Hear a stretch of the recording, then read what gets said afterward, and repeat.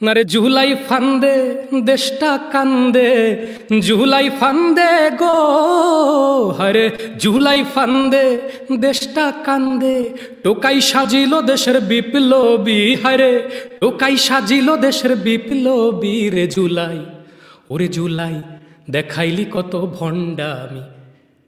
তো দেশটা তো ভালো নেই, সেই ক্ষেত্রেও যদি জুলাইয়ের এই ভণ্ডামি দেখতে হয়, সেক্ষেত্রে দেশটা তো ভালো থাকেই না, সাথে আমরাও ভালো থাকতে পারি না।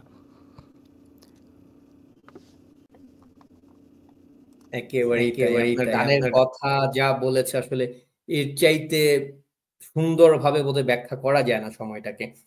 আমি আরেকটা ব্যাপারে, আপনি কিছুদিন আগে একটা গান করেছিলেন যে বাংলাদেশে যে নারী নির্যাতন যেই হারে বাড়ছে এবং সবচাইতে মানে হতবাক, মানে আমি লাস্ট 2টা ঘটনা দেখেছি যে ভিডিওগুলো অনলাইনে সয়লাভ, প্রচুর মানুষ শেয়ার দিচ্ছিল, এটা নিয়ে বিভিন্ন মন্তব্য করছিল, আমি মন্তব্য করবার মতো শক্তিটুকু পাইনি আসলে। কারণ লড়াই করতে করতে একটা পর্যায়ে তো কিছু কিছু ঘটনা আছে যেগুলো আপনাকে এতটা ক্লান্তিকর, যেগুলো নিয়ে কথা বলতে গেলেও না বোধহয় কথা জড়িয়ে যায়, কিছু থাক না বলি।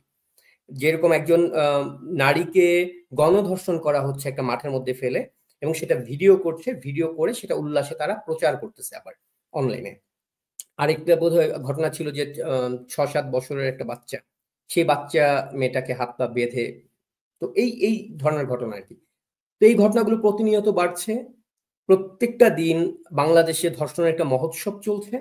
তো এই যে নারী নির্যাতনের যেই মানে ভয়ঙ্কর একটা চরিত্র আমরা দেখতে পাচ্ছি বাংলাদেশে এই জামাতপন্থীদের, এই মৌলবাদীদের, তো এটা নিয়ে আপনি গান লিখেছেন, তো এটা নিয়ে যদি আপনি কিছু বলেন এই ঘটনাগুলো।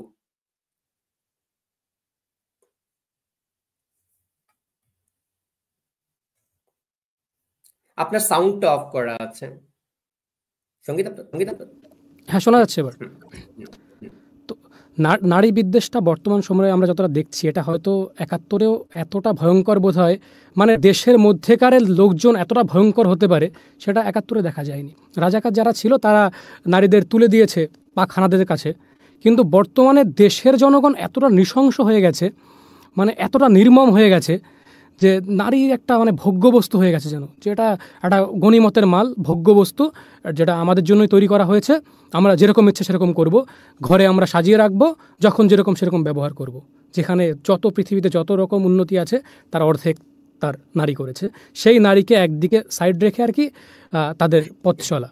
কিন্তু সবসময় আমি আসলে নারীদের অধিকার নিয়ে আমি খুব মানে বাংলাদেশের যদি বলুন যে প্রথম বাংলাদেশ নিয়ে গান লেখা শুরু করি, তার আগের থেকেও আমি এই নারীদের অধিকার কিংবা এই যত মানে নারী বিদ্বেষের যে ব্যাপারগুলো রয়েছে এগুলো নিয়ে আমি প্রথম থেকে সোচ্চার ছিলাম।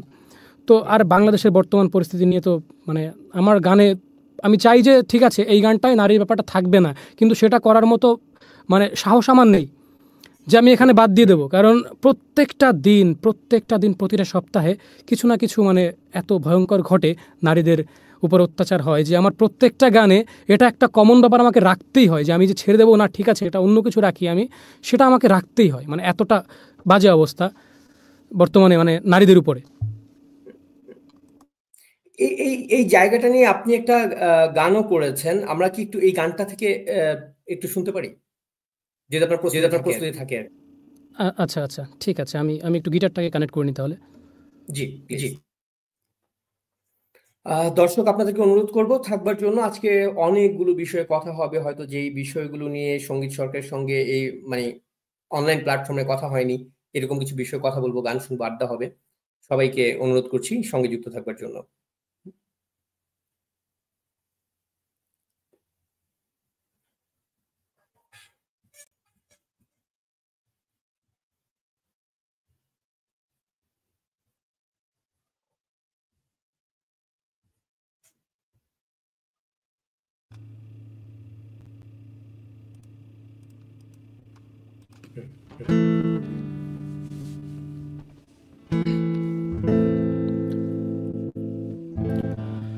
নারী নিরাপদ নয় দেশে আজ, প্রশাসন গেছে মরে, চোখে ক্ষুধা নিয়ে বাংলা স্থানে শেয়াল শকুন ঘোরে।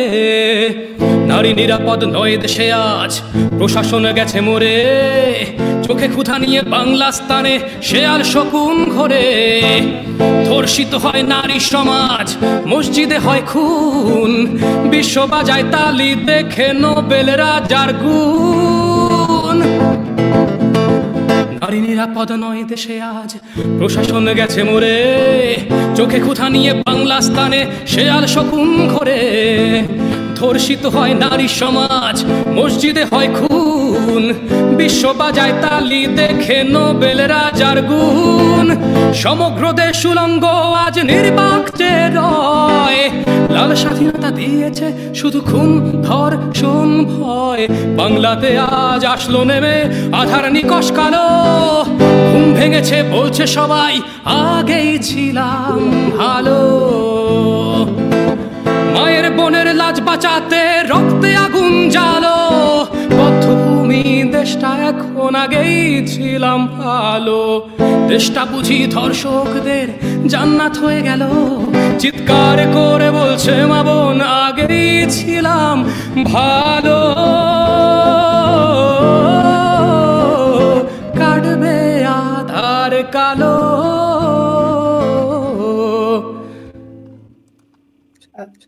মানে আপনার গানের সবচাইতে আমার যে প্রিয় জায়গাটা আপনার লেখনীতে, বিশেষ করে আমি যদি অ্যাজ এ গীতিকার আপনার কথা বলি, কারণ লিরিকগুলো আপনারই লেখা, তো আমার সবচাইতে অদ্ভুত এই কি বলে এই যে ব্যালেন্সটা ভালো লাগে, যে যেরকম সংকটের কথাটা থাকে আপনার গানের সঙ্গে উত্তরণের একটা স্বপ্ন আপনি দেখান, শুধুমাত্র সংকটের কথাটা বলে আপনি থেমে যান না।